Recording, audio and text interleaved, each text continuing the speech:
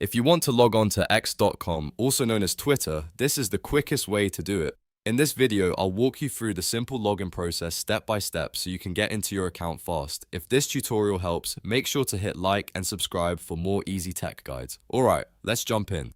First, open your web browser and go to x.com. Once the page loads, you should see the login screen. This is where you'll enter your account details. Now type your username in the first field. Make sure it is the correct username or email associated with your X account. After that, click into the password field and type your password carefully. It's important to enter everything correctly so you can sign in without any issues. Once both fields are filled in, look for the continue button and click it. X will verify your information and log you into your account. And that's it. You've successfully logged on to x.com or Twitter in just a few simple steps. If this video helped you out, don't forget to like the video, subscribe to the channel, and turn on notifications so you don't miss the next tutorial. Thanks for watching, and I'll see you in the next one.